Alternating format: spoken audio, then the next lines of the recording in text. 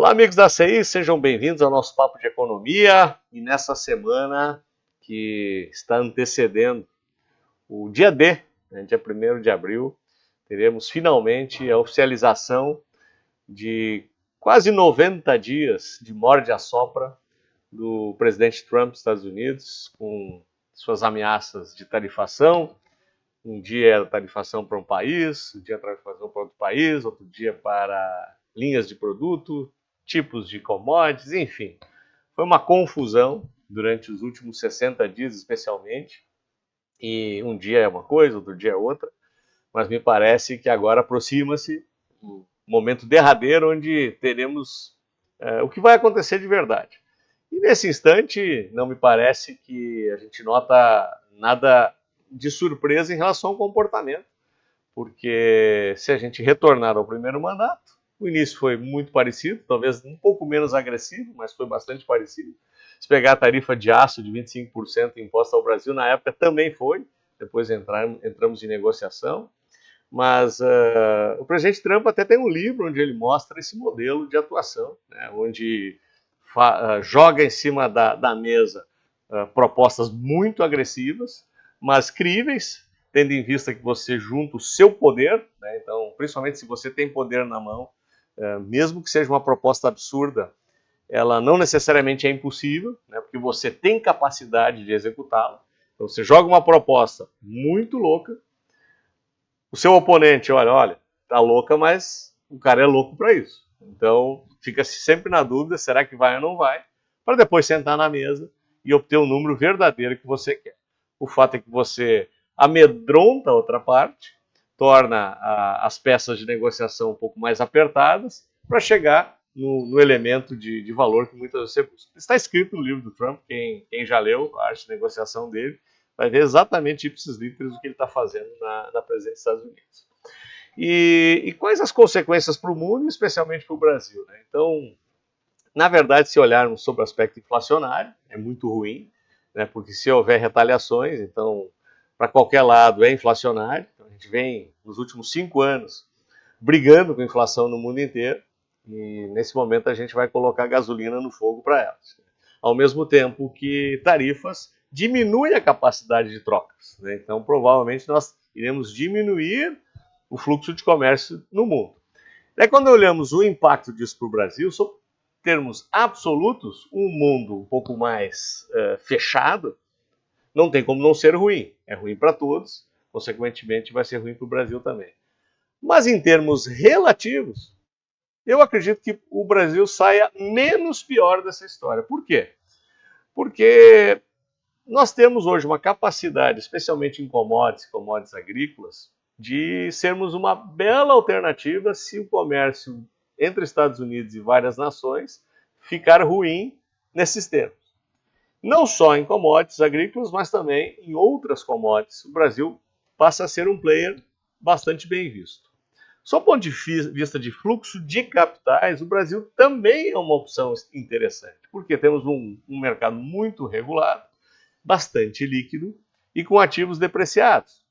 Ou seja, já notamos um fluxo durante o mês de março vindo do México para o Brasil, o que acabou ajudando muito nos ativos de risco. Eu vou mostrar para vocês o comportamento do preço das ações, e ajudou também para o dólar aliviar, né? Sair daquele 6,30, que era um absurdo naquele momento, que tinha um componente de risco adicional baseado na questão fiscal do Brasil, mas esse fluxo acabou ajudando a trazer o dólar um pouco mais para baixo, e todos esses elementos somados acabam deixando o Brasil numa posição relativa, talvez um pouco mais interessante.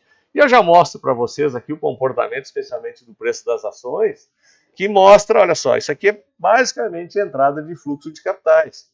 E só nesse período aqui nós tivemos a entrada de 6 bilhões de dólares. E aqui nesses dias entrou um pouquinho menos, mas ainda continua entrando. E a partir da semana que vem, se confirmar-se o que a gente está imaginando, talvez esse dinheiro acabe fluindo para o Brasil ainda com mais intensidade e a gente passe a andar na contramão do mundo, porque em termos relativos nossos preços também estão muito baratos, nossa bolsa está muito barata, e talvez a gente tenha boas surpresas de fluxo de capitais para o Brasil. E aí quando a gente olha para a moeda, olha só o que acontece com o dólar futuro. Vocês vão lembrar lá dos 6,35, né, que aqui na minha visão tem um componente muito mais interno do que externo, mas aqui a gente já nota-se que tem o efeito de fluxo. E aí poderíamos, quem sabe, retornar e ver o nosso dólar na faixa dos 5,50 novamente. E eu venho comentando isso em palestras, o pessoal que acaba me perguntando, o 5,50 na verdade para mim é o novo normal de piso, né, que era aquele 5 que operamos praticamente 23 e 24, né, como referência. Na minha visão agora o 5,50 é o novo normal de fundo para a nossa moeda. Então, obviamente que ela nunca fica estanque num patamar, mas talvez 5,50, 5,80 seja um range bem interessante para que a gente possa se direcionar. E eu queria chamar a atenção de vocês para o comportamento da taxa de juros futura, que na verdade essa aqui é a taxa real, né? Uma coisa é a Selic e outra é como o mercado, o que o mercado pede, né, de prêmio para continuar financiando a dívida brasileira. E como a questão fiscal ainda não tem um endereçamento muito claro, nós vimos aqui numa trajetória até descendente, né?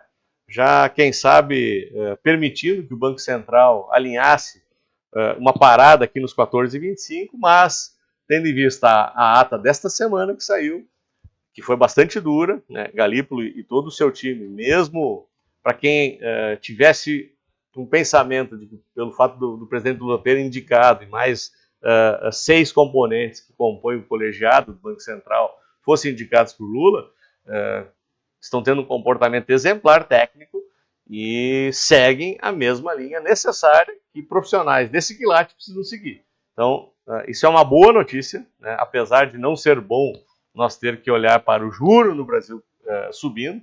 Isso é péssimo para as contas públicas, é péssimo para a economia, é péssimo para o funding das empresas, mas é uma providência necessária, tendo em vista que o fiscal continua sem endereçamento correto.